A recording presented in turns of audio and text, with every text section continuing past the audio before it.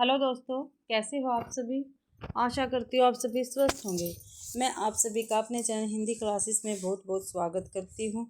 तो आप सभी को पता है भाई, मैंने आपके लिए क्या है 2005 से लेकर 2024 तक की ठीक है पेपर की सीरीज चला रखी है PYQ की। ठीक है, और मैं UGC नेट के पेपर है वो मैं आपको करवाने लग रही हूँ हिंदी साहित्य के। ठीक है, आज ये अपनी 31वीं क्लास है। जिस भी बच्चे ने 30 क्लासें नहीं देखी है तो प्लीज़ मेरे चैनल पर प्लेलिस्ट बनी हुई है, जाकर आप देख सकते हैं। ठीक है, तो आज की क्लास का अपना पहला क्वेश्चन रहेगा, इनमें से किस बोली का बिहारी हिंदी से संबंध नहीं है। क्या भाई कौन सी ऐसी बोली है जो बिहारी हिंदी में नहीं आती। तो अवधी यही नहीं आती भाई, क्योंकि अवधी क्या है, ये पूर्वी हिंदी की बोली है। किसकी पूर्वी हिंदी की बोली है अवधी। ठीक है, मगही, मैथिली, भोजपुरी ये बिहारी हिंदी के अंतर्गत आती हैं। ठीक है, और आप सभी को पता है जो हिंदी भाषा का वर्गीकरण है वो 5 उपभाषाओं में किया गया है। ठीक है, उसमें 5 उपभाषा में कौन कौन सी आती है। राजस्थानी आती है, ठीक है, बिहारी आती है, पहाड़ी आती है, पश्चिमी आती है और पूर्वी आती है। ठीक है, ये 5 उपभाषा में क्या है, इसका वर्गीकरण किया गया है हिंदी भाषा का। ठीक है, देखो बिहारी के अंतर्गत अब ये मगही, मैथिली, भोजपुरी आ गई। ठीक है, और पूर्वी भाषा के अंदर आगे अवधी, बघेली, छत्तीसगढ़ी, अवधी, बघेली, ठीक है, और छत्तीसगढ़ी ये पूर्वी हिंदी के अंतर्गत आ गई। भी बिहारी हो गई, पूर्वी हिंदी होगी। उसके बाद पश्चिमी हिंदी है। ठीक है, पश्चिमी हिंदी के अंतर्गत आएंगी ब्रज भाषा, कोरवी या खड़ी बोली। भाई कोरवी कोई खड़ी बोली कहते हैं, ठीक है, खड़ी बोली को कोरवी बोली कहते हैं। हरियाणवी, कन्नौजी, ठीक है, और बुंदेली, और क्या भाई दक्षिणी, ये पश्चिमी हिंदी के अंतर्गत आती है भाई। ठीक है, और पहाड़ी के अंतर्गत जो पहाड़ी हिंदी है उसके अंतर्गत कौन कौन सी आती है, तो कुमाऊनी, कुमाऊनी हो गया, और गढ़वाली ये आती हैं। ठीक है, भोजपुरी के अंतर्गत मैंने आपको बता दिया, और राजस्थानी के अंतर्गत आती है भाई, ये आती है मारवाड़ी, मालवी, मेवाती, जयपुरी, जयपुरी या ढूंढानी। ठीक है, ये बोलियां आती हैं भाई। अगला क्वेश्चन है, हिंदी साहित्य का अतीत के लेखक कौन है। जो हिंदी साहित्य का अतीत रचना है उसके लेखक कौन है भाई। तो कौन है, विश्वनाथ प्रसाद मिश्र जी है, विश्वनाथ त्रिपाठी है, श्याम सुंदर दास है, या गणपति चंद्र गुप्त है। तो विश्वनाथ प्रसाद मिश्र जी हिंदी साहित्य के अतीत के क्या है, लेखक है भाई। और जो विश्वनाथ त्रिपाठी जी है, ठीक है, उनकी महत्वपूर्ण कहानियां हैं। ठीक है, काफ़ी बार पेपर में आ चुकी है। व्योमकेश दरवेश है भाई एक, और नंगा तलाई का गांव, ये तो काफ़ी बार पूछी जाती है, नंगा तलाई का गांव। ठीक है, और जो हमारे श्याम सुंदर दास जी है, ठीक है, इनकी रचना है सबसे फेमस साहित्यालोचन। ठीक है, अगला है, दोहा या दूहा मूलतः किस भाषा का छंद है। तो जो दोहा या दूहा है वो मूलतः किस भाषा का छंद है, ये हमें बताना है। प्राकृत, अपभ्रंश, हिंदी या संस्कृत। तो अपभ्रंश भाषा का ये छंद है भाई। ठीक है, और ये क्या है, अर्ध दोहा क्या है, अर्ध सममात्रिक छंद है, अर्ध सममात्रिक छंद है दोहा। अगला क्वेश्चन है फोर्थ, संदेशड़ु, सविथड़ु, हऊ कहण है, असमथ्य, भैण, पिय, इकत्ती, बलियड़ी, बेवी, समाना, हथ्य। उपयुक्त दोहा किसका है। तो नरपति नाल का, हेमचंद्र का, अब्दुल रहमान का, सारंगधर का। तो अब्दुल रहमान का ये दोहा है। और संदेश रासक जो इनकी रचना है, संदेश रासक, उसमें से ये लिया गया है भी। ठीक है, और जो नरपति नाल है इनकी कौन सी रचना है? बीसल देव रासो। बीसल देव रासो है भाई, ठीक है, बीसल देव रासो। ठीक है, हेमचंद्र शब्दानुशासन, शब्दानुशासन है, और शब्दानुशासन क्या है? एक व्याकरण ग्रंथ है, ठीक है। और सारंगधर की कौन सी रचना है? हम्मीर रासो। सारंगधर हम्मीर रासो भाई, ठीक है। अगला है 5वां, जो नर दुख में दुख नहीं माने, सुख स्नेह अरु भय नहीं जाके, कंचन माटी जाने। इन काव्य पंक्तियों के रचनाकार है कौन है भाई? इन काव्य पंक्तियों के रचनाकार सूरदास, गुरु नानक देव, कबीरदास या रैदास। तो गुरु नानक देव क्या है? इन पंक्तियों के रचनाकार हैं। अगला क्वेश्चन है, निम्नलिखित में से कौन अष्टचाप का कवि नहीं है? ठीक है, कुंभनदास, कृष्णदास, चित्तस्वामी, ध्रुव स्वामी। जो ध्रुव स्वामी है वो अष्टचाप के कवि नहीं है। आप सभी को पता है अष्टचाप की स्थापना विठलनाथ ने 1565 ईस्वी में की थी। 4 वल्लभाचार्य के शिष्य थे और 4 विठलनाथ के, तो टोटल कितने थे? 8 शिष्य थे भाई, ठीक है। उनमें से जो वल्लभ दास हैं उनके शिष्य कौन कौन से थे? कुंभनदास, सूरदास, कृष्ण। कुंभनदास के बाद सूरदास आ गया, फिर कृष्णदास हो गया, फिर परमानंद दास, ठीक है, परमानंद दास। ये तो थे वल्लभाचार्य के शिष्य, और 4 विठलनाथ के थे। इसमें गोविंदास, ठीक है, चित्तस्वामी हो गया, नंददास हो गया, और चतुर्भुज दास, ठीक, ये थे भाई।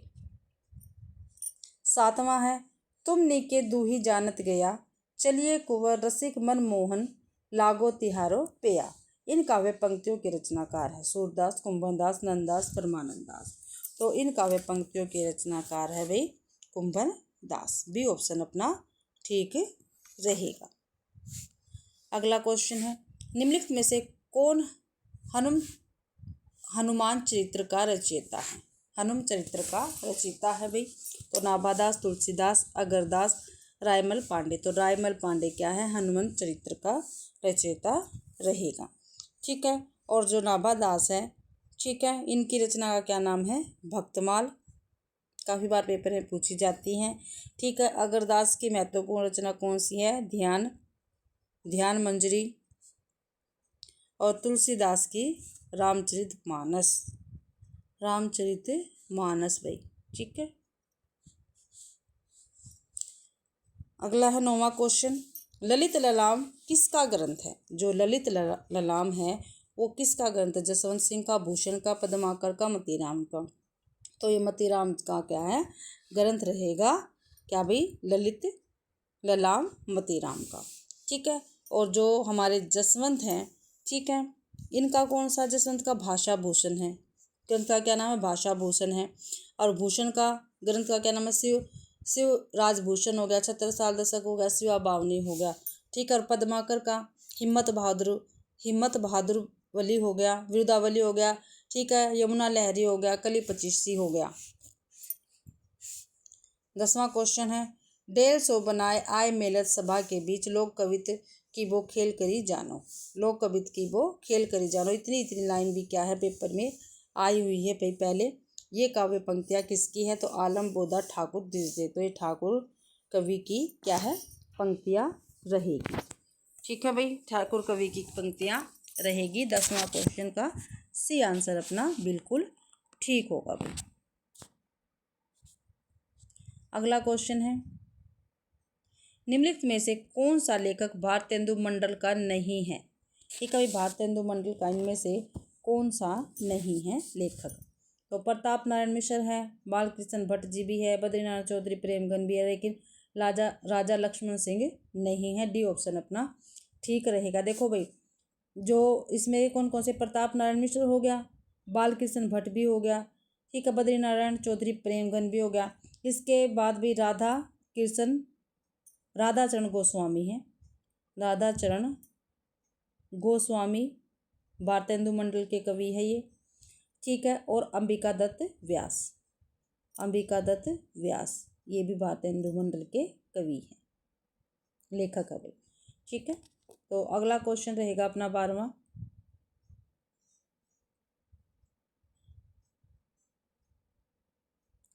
रस कलश किसकी रचना है? जो रस कलश है वो किसकी रचना है? श्रीधर पाठक की, अयोध्या सिंह उपाध्याय हरिऔध की, गया प्रसाद शुक्ल स्नेही की या मैथिली शरण गुप्त की? तो अयोध्या सिंह उपाध्याय की ये रचना है। अयोध्या सिंह उपाध्याय हरिऔध की रचना है रस कलश। ठीक है, किसकी है? अयोध्या सिंह उपाध्याय हरिऔध की ये रचना है। और ये भाई खड़ी बोली के स्तंभ माने जाते हैं। कौन? अयोध्या सिंह उपाध्याय हरिऔध। ठीक है, इन्होंने खड़ी बोली में क्या लिखा था आप बताना, आपके लिए क्वेश्चन रहेगा। और रस कलश 1931 में प्रकाशित हुआ था भाई। अगला क्वेश्चन है, निम्नलिखित पंक्तियां किस कवि की है? क्या कहा मैं अपना खंडन करता हूँ, ठीक है तो मैं अपना खंडन करता हूँ, मैं विराट हूँ, मैं समूह को समोय हूँ। ठीक है, तो ये पंक्तियाँ किस कवि की है ये हमें बताना है। ठीक है, तो जयशंकर प्रसाद की, सुमित्रानंदन पंत की, सूर्यकांत त्रिपाठी निराला की है, रामधारी सिंह दिनकर की है। तो अब ये सूर्यकांत त्रिपाठी निराला जी की पंक्तियाँ रहेगी। ठीक है, सी ऑप्शन अपना ठीक है भाई।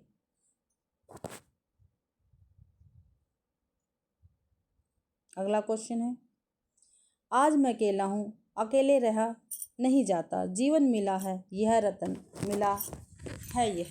अभी दोबारा से पढ़ते हैं पंक्तियाँ। आज मैं अकेला हूँ, अकेला रहा नहीं जाता, जीवन मिला है यह रतन मिला है यह। उपयुक्त काव्य पंक्तियाँ किस कवि की है? तो किस कवि की? त्रिलोचन की, केदारनाथ की, नागार्जुन की या रघुवीर साहे की? जो त्रिलोचन जी की ये पंक्तियाँ रहेगी। ठीक है, अगला क्वेश्चन है, निम्नलिखित में से किस उपन्यास को स्त्री लेखन का प्रस्थान बिंदु माना जाता है? ठीक है भाई, निम्नलिखित में से ऐसा कौन सा उपन्यास है जो स्त्री लेखन का प्रस्थान बिंदु कहा जाता है? तो मित्रों मरजानी, कठगुलाब, आवा, चाक। तो मित्रों मरजानी को क्या है? स्त्री लेखन का प्रस्थान बिंदु कहा जाता है। और 1967 में क्या है? इसका प्रकाशन हुआ था। और कृष्णा सोबती इस उपन्यास की लेखिका है। कृष्णा सोबती इस उपन्यास की लेखिका है। ठीक है, आवा किसका है? आवा है चित्रा मुर्दुल का, चित्रा जी का है। ठीक है, चाक किसका है? ये मैत्री पुष्पा का है। कठगुलाब मृदुला गर्ग का है। ठीक है, मृदुला गर्ग का है भाई। अगला क्वेश्चन है 16वां, निम्नलिखित में से दो समानांतरण कथा प्रसंगों पर चलने वाला शंकर शेष का नाटक है। भाई जो शंकर शेष जी हैं उनका नाटक हमें बताना है जो दो समांतर कथा प्रसंगों पर चलने वाला है। तो कोमल गांधार, पोस्टर, एक और द्रोणाचार्य, अरे मायावी सरोवर। तो सी ऑप्शन अपना ठीक रहेगा, एक और द्रोणाचार्य। इसमें क्या? दो समांतरण कथा चलती रहती है। ठीक है,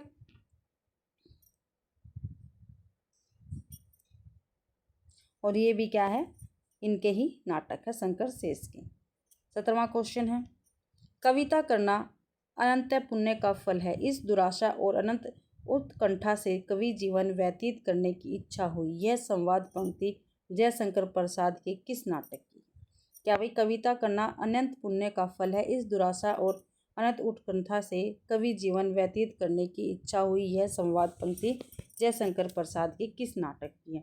देखो भाई, चंद्रगुप्त, ध्रुव स्वामी, स्कंदगुप्त, राज्यश्री, ये सभी क्या है? जयशंकर प्रसाद जी के ही नाटक हैं। ठीक, और ये पंक्ति किससे है? ये स्कंदगुप्त नाटक से ली गई है, जो जयशंकर प्रसाद जी का ही नाटक है।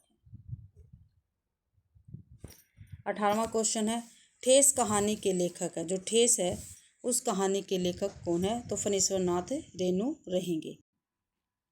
ठेस कहानी के लेखक कौन भाई? फणीश्वर नाथ रेणु हैं। ठीक है, और आप सभी को पता है जो फणीश्वर नाथ रेणु है वो आंचलिक कथाकार के रूप में माने जाते हैं। और इनकी जो महत्वपूर्ण कहानियां हैं वो मैं आपको बता रही हूँ। एक तो मारे गए गुलफाम, ठीक है, तीसरी कसम, ठीक है, जिसका दूसरा नाम तीसरी कसम है।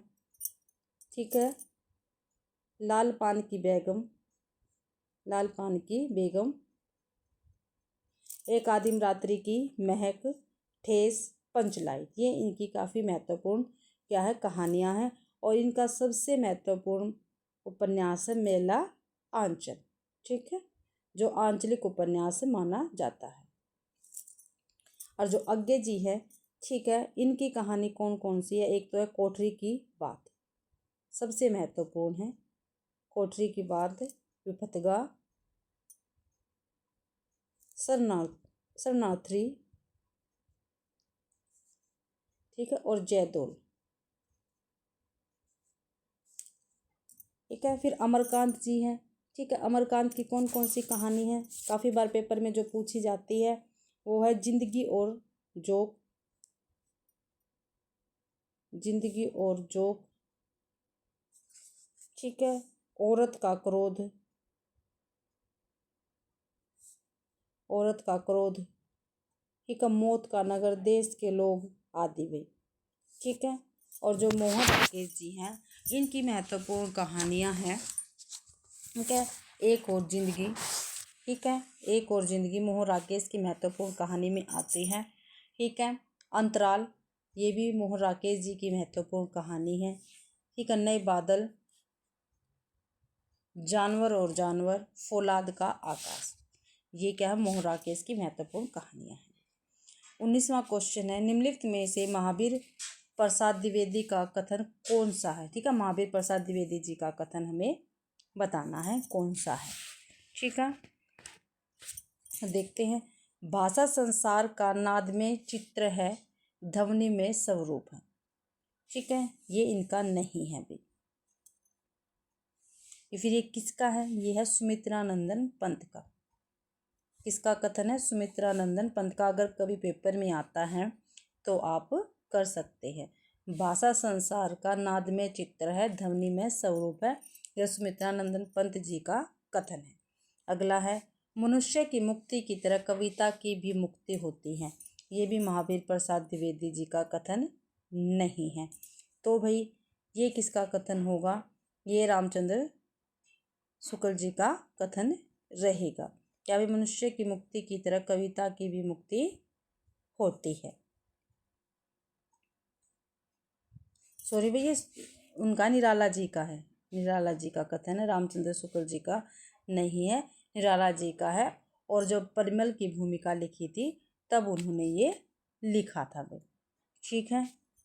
अगला, कवि तत्व को आत्मा की अनुभूति कहते हैं। क्या भाई, जो कवि तत्व है उसको आत्मा की अनुभूति कहते हैं, ये भी इनका नहीं है। डी, अर्थ स्वर से ही कविता का प्राण है। क्या भी, अर्थ स्वर से ही कविता का प्राण है, ये महावीर प्रसाद द्विवेदी जी का कथन रहेगा भाई। अगला 20वां क्वेश्चन, निम्नलिखित में से कौन सी कृति आई ए रिचर्ड की नहीं है, आई ए रिचर्ड की कौन सी नहीं है इनमें से, वो हमें बताने हैं। प्रिंसिपल ऑफ लिटरेरी क्रिटिसिज्म, ठीक है, ये नहीं है। द फिलोसफी ऑफ रेटरिक, ये भी नहीं है। कल्चर एंड एनार्की, ये है, ठीक है। किसकी, रिचर्ड जी की, ये नहीं है भाई, सॉरी, आई ए रिचर्ड की नहीं है, ठीक है। इंटरप्रिटेशन इन टीचिंग, ये भी रिचर्ड जी की है। Principle of the literary criticism, ये भी रिचर्ड की है। द फिलोसफी ऑफ रेटरी, ये भी आई ए रिचर्ड जी की है भाई, ठीक है। और जो कल्चर एंड एनार्की है ये मैथ्यू आर्नल्ड की है। किसकी है, मैथ्यू अर्नाल्ड की है भाई ये, ठीक है कृति। अगला क्वेश्चन है अपना 21वां क्वेश्चन है।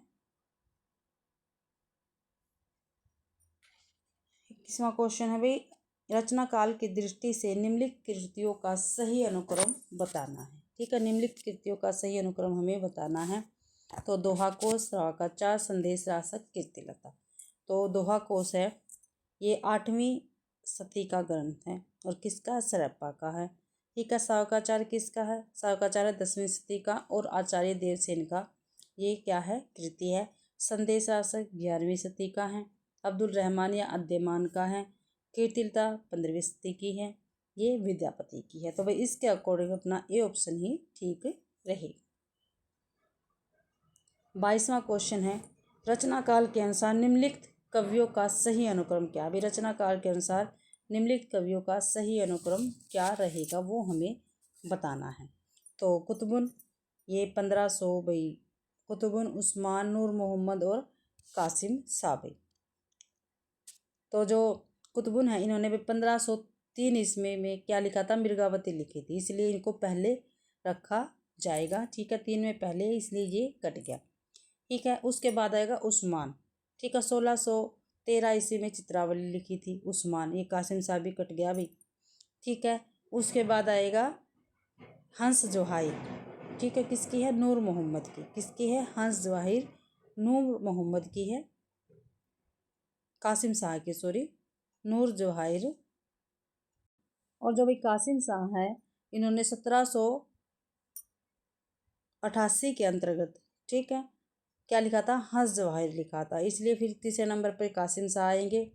ठीक है, फिर नूर मोहम्मद आएंगे। 1801 में इन्होंने इंद्रावती आख्यान की रचना की थी, इसके अकॉर्डिंग अपना सी ऑप्शन ठीक रहेगा। अगला है, रचना काल के अनुसार निम्नलिखित काव्य कृतियों का सही अनुक्रम बताना है। तो ललित ललाम, भाव विलास, श्रृंगार निर्णय, जगत विनोद। ठीक है, तो देखते हैं भाई ललित ललाम किसका ग्रंथ है, मतीराम का है। ठीक है, मतीराम ने भाई 1716 से लेकर 1745 के बीच में इसको लिखा है। ठीक है, भाव विलास, ठीक है, देव का है ये 1778 ईस्वी में लिखा गया था। ठीक है, जो श्रृंगार निर्णय है ये भिखारी दास का है और 1751 में इसको लिखा गया है। ठीक है, जगत विनोद 1810 की रचना है और पद्माकर जी इसके रचयिता रहेंगे। तो इसके अकॉर्डिंग अपना ए ऑप्शन ठीक है। पहले ललित ललाम आएगा, फिर भाव विलास आएगा, ठीक है, फिर श्रृंगार निर्णय आएगा, फिर जगत विनोद आएगा भाई। 24वां क्वेश्चन है अपना, जन्म काल के अनुसार निम्नलिखित कथाकारों का सही अनुक्रम। जन्म काल के अनुसार भाई, ठीक है, तो देखते हैं। जैनेन्द्र, भगवती चरण वर्मा, अमृतलाल नागर, हजारी प्रसाद द्विवेदी भाई। तो भगवती वर्मा का जन्म, ठीक है, सबसे पहले इनमें भगवती चरण वर्मा जी आएंगे। ठीक है, 1903 में इनका जन्म हुआ था। ठीक है, 1903 में भगवती चरण वर्मा का। ठीक है, फिर जैनेन्द्र का भाई 1905 में हुआ था। ठीक है, और जो हजारी प्रसाद द्विवेदी हैं इनका 1907 में हुआ था, हजारी प्रसाद द्विवेदी का। और जो अमृतलाल नागर हैं इनका 1916 में हुआ था, यानी सबसे बाद में अमृतलाल नागर आएंगे। 2 ऑप्शन में है इसमें, और सी में और डी में, वैसे भी ये कट गए। ठीक है, ठीक है, फिर जैनेन्द्र आएंगे 1905 में। 1903 में भगवती चरण वर्मा, जैनेन्द्र 1905 में, हजारी प्रसाद द्विवेदी 1907 में, और अमृतलाल नागर आएंगे 1916 में भी। ठीक है, तो डी ऑप्शन अपना ठीक रहेगा। इसके बाद 25वां क्वेश्चन है अपना, प्रकाशन वर्ष के अनुसार निम्नलिखित कहानियों का सही अनुक्रम बताना। भी कहानी दे रखी है, उनका हमें सही अनुक्रम बताना है। सबसे पहले आएगी इंदुमती। ठीक है, इंदुमती ही सबसे पहले लिखी हुई है। ठीक है, इंदुमती आएगी 1900 की ये रचना रहेगी। ठीक है, और किसकी है 1900 की ये रचना? ये रचना किसकी है? इंदुमती किशोरी लाल गोस्वामी की है। ठीक है, मकरील किसकी है? ये यशपाल जी की कहानी है। ठीक है, और 1977 में इसका प्रकाशन हुआ था। उसने कहा, ये है चंद्रधर शर्मा गुलेरी की कहानी, और 1915 की है भाई। ठीक है, और कफन 1936 की कहानी है, किसकी है? प्रेमचंद्र जी की। तो सबसे बाद में आएगी मकरील। मकरील 2 में है। ठीक है, इसलिए दोनों ऑप्शन कट गए। 1900 उसने कहा था 1915 में, कफन 1936 में, और मकरील 1977 में। इंदुमती फिर हमारा सी ऑप्शन अपना ठीक रहेगा। ठीक है, सी ऑप्शन अपना ठीक रहेगा। मकरील सबसे लास्ट में आएगी 1977 ईस्वी में। ठीक है, अगला, प्रकाशन वर्ष के अनुसार निम्नलिखित पत्रिकाओं का सही अनुक्रम बताइए। क्या भी सही अनुक्रम हमें बताना पत्रिकाओं का। ठीक है, तो देखते हैं। नया ज्ञानोदय, जो नया ज्ञानोदय है ये 2003 ईस्वी में प्रकाशित हुई थी। सारिका 1960 में। ठीक है, आजकल 1945 में। समकालीन भारतीय साहित्य ये भी 2003 के समथिंग हुई थी भाई। तो सबसे पहले आजकल आएगी 1945। ठीक है, फिर सारिका, फिर ये दोनों आएंगे। वीडियो ऑप्शन अपना ठीक रहेगा। प्रकाशन काल के आधार पर भीष्म साहनी के नाटकों का सही अनुक्रम है। भीष्म साहनी के नाटकों का सही अनुक्रम हमें बताना है। पहले आएगा, सबसे पहले हानुस आएगा। हानुस आएगा, इसलिए दोनों कट गए, बी भी कट गया और डी भी कट गया। हानुस 1977, माधवी 1984, ठीक है, माधवी 1984 हो गया। फिर उसके बाद आएगा कबीरा खड़ा बाजार में, ठीक है। फिर आएगा मुआवजे 1993, ठीक है। फिर है इनका आलमगीर, ठीक है। फिर है इनका आलमगीर, ये ऑप्शन अपना ठीक रहेगा भाई। अगला क्वेश्चन है, प्रकाशन काल की दृष्टि से महिला नाटककारों के नाटकों का सही अनुक्रम। महिला नाटककार हैं, उनके नाटक दे रखे हैं, उनका अनुक्रम हमें लगाना है। तो देखते हैं, बिना दीवारों का घर, ये मन्नू भंडारी जी का है और सबसे पहले यही आएगा, इसलिए ये दोनों ऑप्शन कट जाएंगे भाई, ठीक है। 1966 ईस्वी में इसका प्रकाशन हुआ था, बिना दीवारों का घर। और किसका नाटक है? मन्नू भंडारी का। जो राम रची राखा, क्या भाई? जो राम रची राखा, ठीक है। जो राम रची राखा, ये है मृणाल पांडे का और 1981 में इसका प्रकाशन हुआ था। ठहरा हुआ पानी, ये 1975 ईस्वी का है भाई। और किसका? शांति मेहत्रा का है। नेपथ्य राग, ये मीराकांत का है, 2004 में इसका प्रकाशन हुआ था, ठीक है। तो इसके अकॉर्डिंग, ठीक है, अपना कौन सा आएगा? बिना दीवारों का घर, ठीक है। बिना दीवारों का घर आ गया। फिर 1975 ठहरा हुआ पानी, फिर जो राम रची राचा 1981, नेपथ्य राग 2004 में बी ऑप्शन अपना ठीक रहेगा। 29वां क्वेश्चन है, प्रकाशन वर्ष के आधार पर निम्नलिखित रचनाओं का सही अनुक्रम बताना है। प्रकाशन वर्ष के आधार पर भी रचनाएं दे रखी है, उनका सही अनुक्रम हमें बताना है। तो संपत्ति शास्त्र, ठीक है, किसका है? ये किसकी रचना है? ये महावीर प्रसाद द्विवेदी जी की रचना है और 1907 ईस्वी में इसका प्रकाशन हुआ था। साहित्यालोचन, तो साहित्यालोचन है, ये श्याम सुंदर दास की है, 1956 की रचना है भाई, ठीक है। संस्कृति के 4 अध्याय, ये 1956 की है ये भी, और रामधारी सिंह दिनकर की ये रचना रहेगी।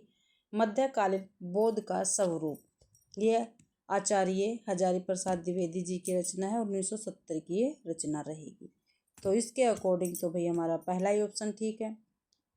संपत्ति शास्त्र 1907 में, साहित्यालोचन 1956, संस्कृति के 4 अध्याय ये भी 1956 में, मध्यकालीन बौद्ध का स्वरूप ये 1970 में। ये ऑप्शन अपना ठीक रहेगा। 30वां क्वेश्चन है भाई अपना, रचना काल के आधार पर निम्नलिखित ग्रंथों का सही अनुक्रम हमें बताना है, ठीक है। 30वां क्वेश्चन है, तो ध्वन्यालोक, काव्य मीमांसा, काव्यदर्श, साहित्य दर्पण, ठीक है। पहले क्या आएगा भाई? काव्य दर्श आएगा, किसका? ही डंडी का है, ठीक है। इनमें से काव्य दर्श डंडी का है, ठीक है, 2 में है, इसलिए ध्वन्यालोक ए और डी कट गया।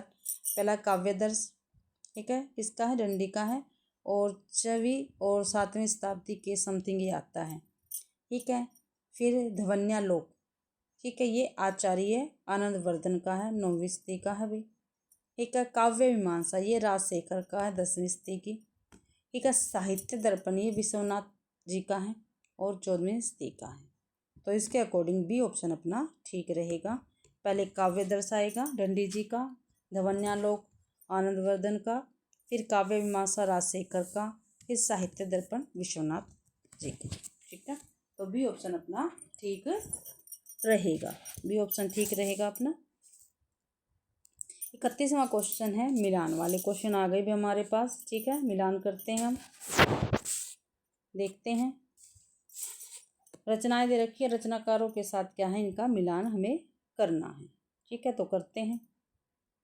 पहला है हिंदी साहित्य की भूमिका, ठीक है। जो हिंदी साहित्य की भूमिका, ये किसकी है? ये हजारी प्रसाद द्विवेदी जी की है, ठीक है। हिंदी साहित्य का आलोचनात्मक इतिहास, ये राम कुमार वर्मा का है, ये राजकुमार नहीं, यहाँ पे राम कुमार वर्मा आएगा, ठीक है। बी का 4 हो गया। उत्तरी भारत की संत परंपरा, ये है परशुराम चतुर्वेदी की भाई। हिंदी साहित्य का दूसरा इतिहास, क्या भाई, हिंदी साहित्य का दूसरा इतिहास ये है बच्चन सिंह का। ठीक है, तो देखते हैं, ए का 2 हो गया और बी का 4। ए का 2, बी का 4, सी का 1, डी का 3। ए का 2, बी का 4, ए का 2, बी का 4, बी ऑप्शन अपना ठीक है। सी का 1 और डी का 3। ठीक है भाई, बी ऑप्शन अपना ठीक रहेगा। 32वां क्वेश्चन है भाई अपना, निम्नलिखित संप्रदायों को उनके प्रवर्तकों के साथ सुमेलित करना है। ठीक है, तो देखते हैं, श्री संप्रदाय के प्रवर्तक कौन है भाई, तो रामानुजाचार्य है श्री संप्रदाय के, रामानुजाचार्य। ए का ए है, रुद्र संप्रदाय के विष्णु स्वामी। ए का 3, सनकादि संप्रदाय के निम्बारकाचार्य। राधा वल्लभी संप्रदाय तो हितजी, श्री हितजी है भाई। ठीक है, तो ए का 1, बी का 3, सी का 4, डी का 5। ए का 1 हो गया, बी का 3 हो गया। ए का 1 भाई बी ऑप्शन में है, बी का 3, सी का 4, डी का 5, बी ऑप्शन अपना ठीक रहेगा। अगला क्वेश्चन, निम्नलिखित रचनाओं को उनकी रचनाकारों को उनकी रचनाओं के साथ सुमेलित करना है, तो करते हैं। 33वां क्वेश्चन है अपना, चिंतामणि। जो चिंतामणि है उनकी रचना कौन सी है। चिंतामणि के काव्य प्रकाश, मतीराम, रसराज, भूषण, शिवा बावनी, रसलीन, अंगदर्पण। ठीक है, रसलीन का कौन सा, अंगदर्पण है। और रस रहस्य, जो हमारी रस रहस्य रह गई है, ये कुलपति मिश्र जी की है। किसकी है, कुलपति मिश्र की। ठीक है, कुलपति मिश्र जी की है भाई। ठीक है, आगे देखते हैं। तो ए का क्या था भाई, ए का 5 था, ए का 5 और बी का मतीराम रसराज। ए का 5, बी का 4। ए का 5 हो गया, बी का 4 हो गया, सी का 2 हो गया, डी का 1 हो गया। डी ऑप्शन अपना ठीक रहेगा। अगला क्वेश्चन है भाई, निम्नलिखित रचनाओं को उनके रचनाकारों के साथ सुमेलित करना है, तो करते हैं। कुमारपाल प्रतिबोध, जो कुमारपाल प्रतिबोध है ये किसकी है, सोमप्रभ सूरी की है। ठीक है, प्रबंध चिंतामणि ये मेरुतुंग की है भाई। किसकी है, जैनाचार्य मेरुतुंग आएगा यहाँ पे, जैनाचार्य मेरुतुंग की ये रचना रहेगी। ठीक है, इधर लिख रखा प्रबंध चिंतामणि, इधर आएगा मेरुतुंग। ठीक है, एक का 2, कुमारपाल चरित्र ये हेमचंद्र की है। हम्मीर रासो ये सारंगधर की है। ठीक है, अब ये जगनिक रहेगा, इनकी कौन से, इनकी है आला खंड। ठीक है, आला खंड है, आला खंड है। ठीक है, जो आला उदल 2 नायक है इसमें। ठीक है, उसमें क्या है, ये प्रसिद्ध वीर 2 नायक है, इनकी इसमें कहानी है भी। तो ए का 3 हो गया, बी का 2। ए का 3, बी का 2, सी का 1, डी का 4। ए ऑप्शन अपना ठीक रहेगा। 35वां क्वेश्चन, निम्नलिखित पत्रिकाओं के साथ सुमेलित करना। ठीक है, संपादक और पत्रिका उनके साथ इनको सुमेलित करना है, तो करते हैं। भारतेंदु हरिश्चंद्र, इनकी पत्रिका कौन सी है, कवि वचन सुधा। प्रेमचंद्र, इनकी है हंस। महावीर प्रसाद द्विवेदी सरस्वती। ठीक है, जो अज्ञे है इनकी कौन सी है, प्रतीक। ठीक है, अज्ञे की कौन सी है, प्रतीक है भाई। ठीक है, तो देखते हैं। ए का 4 हो गया, बी का 5, सी का 1, डी का 3। ए का 4, बी का 5, ए का 4, बी का 5, डी ऑप्शन अपना ठीक रहेगा। 36वां क्वेश्चन, निम्नलिखित ग्रंथों को उनके रचनाकारों के साथ सुमेलित करना है। भाई ग्रंथ दे रखे, रचनाकारों के साथ हमें सुमेलित करना है, तो करते हैं। काव्य और कला तथा अन्य निबंध, काव्य और कला तथा अन्य निबंध ये है जयशंकर प्रसाद का। शेष स्मृतियाँ ये है रघुवीर सिंह की। मेरी जीवन यात्रा राहुल संस्कृत्यान की है। ठीक है, श्रृंखला की क्रिया ये महादेवी वर्मा की है भाई। ठीक है, अब जो धीरेन्द्र वर्मा है, इनका हिंदी साहित्य का कोश, ठीक है, इनकी रचनाएं और सूरसार संग्रह, ये इनके ग्रंथ हैं।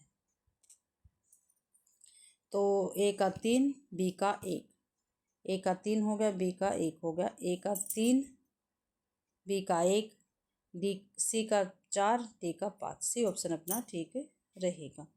निम्नलिखित पंक्तियों को उनके कवियों के साथ सुमेलित करना। अभी पंक्तियाँ दे रखी है और कवियों के साथ हमको क्या करना है, इनका मिलान करना है। देखते हैं भाई आती है या नहीं आती, नहीं आ रही है, ठीक है, ऐसे देखते हैं। कर्म का योग, कर्म का भोग का, कर्म यही जड़ का चेतन आनंद। क्या भाई कर्म का भोग, भोग का कर्म, यही जड़ का चेतन आनंद। तो ये किसकी है, ये है भाई जयशंकर प्रसाद की। मैं लिख देती हूँ यहाँ पे, जयशंकर प्रसाद जी की है ये, ठीक है। होगी अगली है, होगी जय, होगी जय। तो ए का भाई देखते हैं, ए का 3 हो गया, ठीक है, ए का 3 जयशंकर प्रसाद। होगी जय हे पुरुषोत्तम नवीन, कह महाशक्ति राम के वंदन में हुई लीन। ये किसकी है, ये निराला जी की है, यानी बी का 1 हो गया, ठीक है, निराला जी की, ठीक है। तो देखो ए का 3, बी का 1, तो इसके अकॉर्डिंग तो हम अपना आंसर देख लेते हैं, लेकिन मैं आपको बता देती हूँ।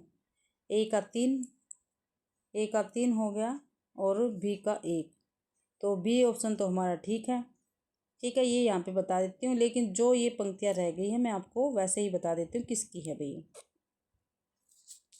आगे है, मौन भी अभिव्यंजना है, जितना तुम्हारा सच है उतना ही कहो। क्या भी मौन भी अभिव्यंजना, जितना तुम्हारा सच है उतना ही कहो। ये किसका है, ये अज्ञे जी का है, अज्ञे जी की पंक्तियाँ हैं, ठीक है। अगला है, परम अभिव्यक्ति लगातार घूमती है, जग में पता नहीं जाने कहाँ जाना, जाने कहाँ वर है। क्या भाई परम अभिव्यक्ति लगातार घूमती है, जग में पता नहीं जाने कहाँ वह है। वह आएगा यहाँ पे, वर नहीं आएगा, वह है। तो ये किसकी है, ये मुक्ति बोध जी की पंक्ति है। किसकी है, मुक्ति बोध जी की पंक्ति है, ठीक है। और इसमें भाई हमारे कौन रह गए, इसमें रह गए धूमिल जी, ठीक है। धूमिल जी की एक सबसे महत्वपूर्ण पंक्ति है, वो मैं आपको लिखवा रही हूँ, आप लिख लेना कहीं पर।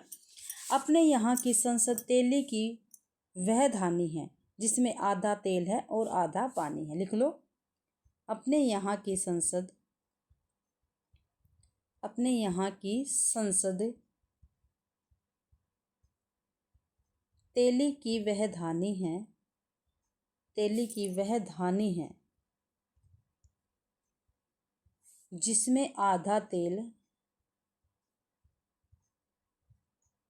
जिसमें आधा तेल और आधा पानी है, ठीक है। ये पंक्ति धूमिल जी की है, ठीक है, काफ़ी महत्वपूर्ण है, पेपर में अक्सर आती है ये। अगला क्वेश्चन 38वां, निम्नलिखित पात्रों को उनके नाटकों के साथ सुमेलित करना। अभी पात्र दे रखे और नाटकों के साथ हमको क्या करना, सुमेलित करना है। तो करते हैं। प्रणदत्त, जो प्रणदत्त है वो किस नाटक का पात्र है, तो भाई स्कंदगुप्त का है भाई ये पात्र। और स्कंदगुप्त किसका नाटक है, जयशंकर प्रसाद का। हेरूप, हेरूप है कलंकी का, ठीक है। ओकाक, यह सूर्य की अंतिम किरण से सूर्य की पहली किरण तक, ठीक है। और गालव, ये है माधवी का, किसका है, माधवी का है गालव, ठीक है। तो देखते हैं, ए का 2, बी का 4, सी का 1, डी का 3। ए का 2, बी का 4, ए का 2, बी का 4, तो डी ऑप्शन अपना ठीक रहेगा। 39वां है, एकांकियों को उनके एकांकीकारों के साथ सुमेलित करना। भाई एकांकी दे रखी है, दूसरी तरफ एकांकीकार दे रखे हैं, उनको क्या करना, सुमेलित करना है। तो जोक किसकी एकांकी है, ये उपेंद्र नाथ अश्क जी की है भाई, ठीक है। शिवाजी का सच्चा स्वरूप, ये है सेठ गोविंद दास की।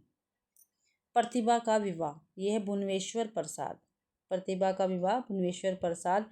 और पृथ्वीराज की आंखें, ये है राम कुमार वर्मा का भी, किसका है, राम कुमार वर्मा का है, ठीक है। और जो हरिकृष्ण प्रेमी है, इनके द्वारा काफ़ी सारे एकांकियाँ लिखी गई है, जिनमें है बादलों के पार, ये हरि कृष्ण प्रेमी की बता रही हूँ मैं एकांकी, पूछी ला जाती है। बादलों के पार, प्रेम अंधा मातृभूमि की मान, यह मेरी जन्मभूमि भी है। ठीक है। मंदिर, मंदिर इनकी काफ़ी महत्वपूर्ण एकांकी है। तो देखते हैं, ए का 3 हो गया, बी का 5 हो गया, सी का 1 हो गया और डी का 2 हो गया। ए का 3, बी का 5, सी का 1, डी का 2। ये ऑप्शन अपना ठीक रहेगा। अगला क्वेश्चन है 40वां। रचना और उनके रचनाकारों को सुमेलित करना भाई। ठीक है, तो करते हैं।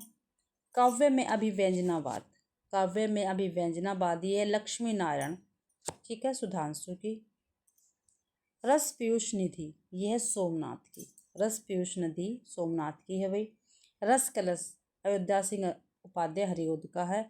हिंदी नवरत्न मिश्र बिंदु का है। किसका भी, ये मिश्र बिंदु का है। और जो देव जी है इनका कौन सा है, इनका है भाव विलास, ऊपर भी आए हुए थे। प्रेम पच्चीसी, सुख सागर, ठीक है, ये इनका है भाई देव जी। तो ए का 4, बी का 3, सी का 2 और डी का 1 भाई।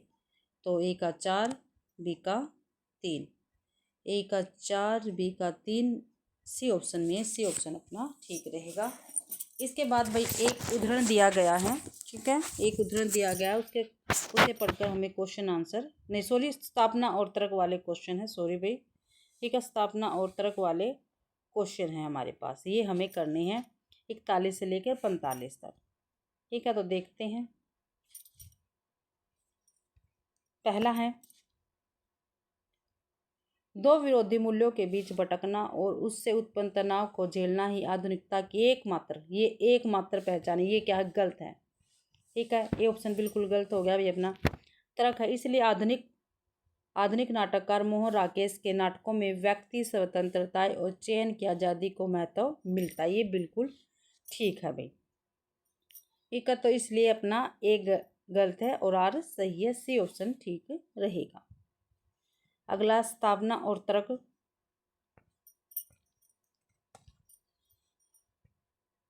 विवादी के परिवर्तित स्वरूप के अनुसार रस के आस्वादन में विचित्रता नहीं आती, गलत है, क्योंकि रस स्वयं में विभाव निरपेक्ष होता है। ये भी गलत है, तो ये भी गलत है, आर भी गलत है, ये ऑप्शन अपना ठीक रहेगा।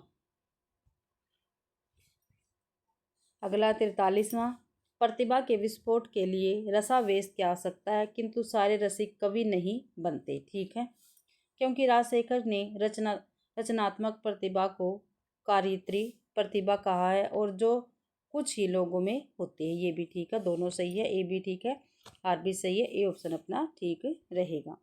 स्थापना है, ठीक है, 44वां क्वेश्चन है भाई। स्थापना, गुण मुख्य रूप से रस के धर्म है, पर इन्हें गौण रूप में शब्दार्थ के धर्म भी जाना जाता है। सही है, क्योंकि गुण का निर्धारण शब्द से ही होता है। ये क्या है हमारा, गलत है भाई, ए सही है, आर गलत, सी ऑप्शन ठीक रहेगा। 45वां क्वेश्चन है अपना, 45वां क्वेश्चन रहेगा भाई। कामायनी को रूपक काव्य भी कहा जाता, बिल्कुल ठीक है, क्योंकि इसमें रूपक अलंकार की बहुलता, ये क्या है, गलत है। जो कामायनी है इसमें रूपक अलंकार की अधिकता नहीं है भाई, तो ए सही है और आर गलत है, बी ऑप्शन अपना ठीक रहेगा। आगे भाई एक उदाहरण दे रखा है, अवतरण है एक और इसको पढ़कर हमें क्वेश्चन आंसर करने हैं। तो देखते हैं, हम पढ़ते हैं ध्यान से। अतीत की स्मृतियों में मनुष्य के लिए स्वाभाविक आकर्षण है। अर्थ प्राण लाख कहा करे कि गड़े मुर्दे उखाड़ने से क्या फायदा, पर हृदय नहीं मानता, बार बार अतीत की ओर जाता है, अपनी बुरी आदत नहीं छोड़ता। इसमें कुछ रहस्य अवश्य है। हृदय के लिए अतीत एक मुक्ति लोक है। यह वह अनेक प्रकार के बंधनों से छूटा रहता है और शुद्ध रूप में विचरता है। वर्तमान हमें अंधा बनाए रहता है, अतीत बीच बीच में हमारी आंखें खोलता रहता है। मैं तो समझता हूँ कि जीवन का नित्य स्वरूप दिखाने वाला दर्पण मनुष्य के पीछे रहता है, आगे तो बराबर खिसकता हुआ दुर्भेद पर्दा रहता है। बीती बिसारने वाले आगे की सुध रखने का दावा किया करते, परिणाम अशांति के अतिरिक्त और कुछ नहीं। वर्तमान को संभालने और आगे की सुध रखने का डंका पीटने वाले संसार में जितने ही अधिक होते हैं, संघ शक्ति के प्रभाव से जीवन की उलझने उतनी ही बढ़ती जाती है। बीता बिशाने का अभिप्राय है जीवन की अखंडता और व्यापकता की अनुभूति की विसर्जन, सहृदयता भावुकता का भंग करके केवल अर्थ की निष्ठुर क्रीड़ा। ठीक है, तो क्या है भाई बीता बिसारने का अर्थ? जीवन की अखंडता और व्यापकता की अनुभूति की विसर्जन, सहृदयता भावुकता का भंग, केवल अर्थ की निष्ठुरता। ये है बीता बिसारने का अर्थ। अब अपने क्वेश्चन करेंगे हम। 46वां क्वेश्चन है अपना, अतीत की स्मृति में मनुष्य के लिए स्वाभाविक आकर्षण है। जो अतीत की स्मृति में मनुष्य के लिए स्वाभाविक आकर्षण है, क्योंकि मनुष्य अतीत जीवी होता है। मनुष्य वर्तमान से भागना चाहता है। वहाँ मनुष्य अनेक प्रकार के बंधनों से मुक्त रहता है। सी ऑप्शन अपना ठीक रहेगा भाई। अगला क्वेश्चन है अपना, वर्तमान हमें अंधा बनाए रहता है, इसका भाव है। जो भी वर्तमान है वो हमें क्या है? अंधा बनाए रहता है। इसका भाव क्या है ये हमें बताना। वर्तमान में बहुत सी समस्याएं रहती है, नहीं, हम वर्तमान की समस्याओं में ही उलझे रहते हैं। ये क्या है? ठीक है, बी ऑप्शन अपना ठीक रहेगा। हमारी सारी समस्याएं वर्तमान से संबंधित है। ये क्या है? बिल्कुल गलत है, क्योंकि अतीत से भी संबंधित होती है। हमें वर्तमान से प्रेम होता है, ये भी क्या है? गलत है। बी ऑप्शन अपना ठीक रहेगा। वर्तमान हमें अंधा बनाए रखता है, इसका भाव क्या है? हम वर्तमान की समस्याओं में ही उलझे रहते हैं। बी ऑप्शन अपना ठीक है। 48वां क्वेश्चन है भाई, अशांति किसका परिणाम है? जो अशांति है वो किसका परिणाम है? ठीक है, ये हमें बताना है। तो वर्तमान से लगाव का नहीं, वर्तमान की उपेक्षा का नहीं, भविष्य की चिंता का नहीं, अतीत की विस्मृति का अशांति परिणाम है। भाई जो अतीत में बातें चलती रहती है उसका परिणाम क्या है? अशांति। जो हमारे जीवन में अशांति होती है वो अतीत की स्मृतियों के कारण ही होती है। डी ऑप्शन अपना ठीक है।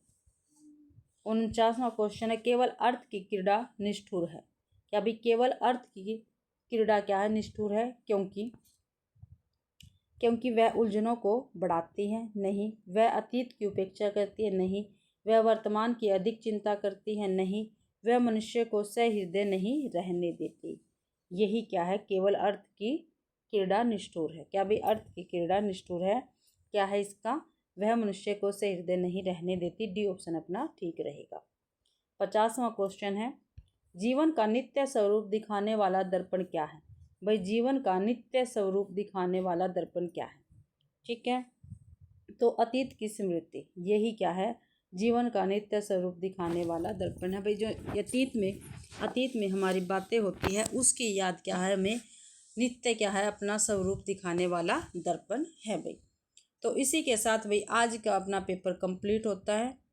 ठीक है, आशा करती हूँ आप सभी को ये क्लास पसंद आई होगी। अगर ये क्लास पसंद आई है तो प्लीज़ मेरी वीडियो को ज़्यादा से ज़्यादा शेयर करें, लाइक करें और कमेंट करना तो आप बिल्कुल भी न भूलें। मेरा चैनल नया है तो प्लीज़ मेरे चैनल को भी सब्सक्राइब ज़रूर से ज़रूर करें। आप सभी का मेरी क्लास देखने के लिए बहुत बहुत धन्यवाद।